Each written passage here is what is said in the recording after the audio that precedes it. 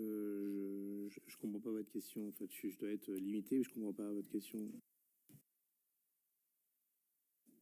Je comprends pas votre question. En fait, je dois être limité, mais je comprends pas votre question. Non, je suis peut-être allé un peu vite. Hein, je comprends les mots et les accords, mais là, je comprends pas le fond de votre question. Pardonnez-moi. Hein. Non, mais je vous en prie, je le prends pas comme une offense. Votre source, vous me montrez un journal qui est Libération, donc si c'est votre source unique d'information, ça c'est le deuxième point. Le troisième point, non, mais ce que je veux dire, c'est que ni vous ni moi n'avons les réels chiffres de ce qui se passe à Gaza, d'accord?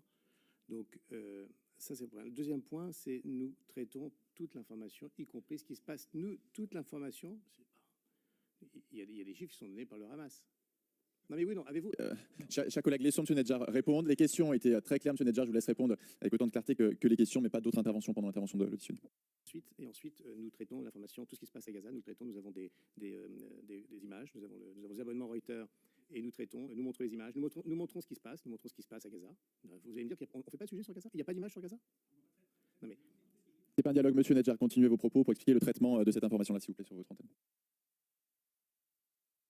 Nous traitons cette information en fonction de ce qui nous est donné. Nous n'avons pas de correspondants à Gaza. Nous avions des correspondants en Israël parce que, bien évidemment, comme la plupart et comme tous les journalistes français, il était beaucoup plus aisé d'être en Israël. Aujourd'hui, les informations que nous avons de la région viennent uniquement des agences de presse, aussi bien pour Israël que pour Gaza. Et voilà, donc nous avons montré les images. Nous avons montré ces images également qui comme pour vous, peuvent heurter, bien évidemment, heurter. Merci. Non, monsieur Caron, monsieur Caron, les règles sont les mêmes pour tout le monde. Elles ont été adoptées non pas par un président dictateur, mais par l'ensemble des groupes, à l'unanimité en réunion de bureau. Vous étiez représenté par les questions. Il n'y a pas... J'ai été salarié du groupe Canal+ pendant 10 ans, et notamment de la chaîne iTélé, ancêtre de CNews, chaîne que j'ai quittée en 2008. Ma question s'adresse à M. Nedjar, en tant que directeur de la rédaction de CNews. M. Nedjar, est-ce que vous connaissez le nombre d'enfants, de femmes et d'hommes qui ont été tués par l'armée israélienne à Gaza depuis le 8 octobre? Et si oui, est-ce que vous pouvez nous le donner? Je ne connais pas le nombre exact. Vous pouvez me le donner? Non, moi je vous pose la question, est-ce que vous connaissez le nombre exact? Ouais, c'est pas totalement non plus le sujet de la commission d'enquête, mais vous avez votre rebond, allez-y, M. Caron, bien sûr. Je suis surpris que vous ne connaissiez pas ce chiffre en tant que directeur de la rédaction de CNews, d'autant qu'il s'affiche en une de Libération ce matin. Donc j'apprends que vous qui dirigez une chaîne d'infos, vous ne lisez pas la presse. 30 000 victimes à Gaza. En réalité, il y en a beaucoup plus, parce que ce chiffre ne tient pas compte des victimes indirectes ni des disparus. En réalité, nous, on a regardé CNews avec mon équipe depuis une semaine, on a constaté que vous ne parlez jamais de ce qui se passe à Gaza, si ce n'est pour adopter le point de vue du gouvernement qui est actuellement accusé par plusieurs diplomaties de commettre un génocide contre la population palestinienne. On prend encore par diverses sources qu'il y a entre 70 et 170 Palestiniens qui ont été tués par l'armée israélienne, alors qu'ils attendaient simplement pour recevoir de l'aide humanitaire. Je ne pense pas que votre chaîne en ait parlé.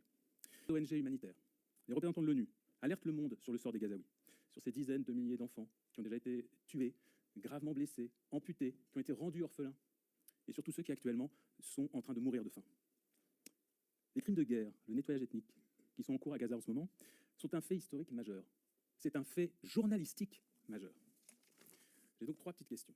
Est-ce que vous trouvez digne d'une chaîne d'information qui a pour mission de traiter tous les sujets importants, de le faire dans le souci du respect des points de vue et des angles, afin de permettre à tout citoyen d'être informé? Est-ce que vous trouvez digne d'une chaîne d'information de délibérément invisibiliser, de taire l'une des plus graves catastrophes humanitaires de notre siècle, et si ce n'est la plus grave? Deuxième question, au 1er février, l'ONU estimait à plus de 122 le nombre de journalistes et professionnels des médias tués à Gaza depuis octobre par l'armée israélienne. En tant que directeur de rédaction d'une chaîne d'information, est-ce que vous dénoncez ces meurtres de journalistes palestiniens? Et enfin, dernière question, l'une des difficultés pour informer sur ce qui se passe à Gaza en ce moment tient au fait que le gouvernement israélien interdit aux journalistes étrangers de couvrir ce conflit à Gaza. Est-ce que vous dénoncez la censure du gouvernement israélien et cette entrave à la liberté d'informer?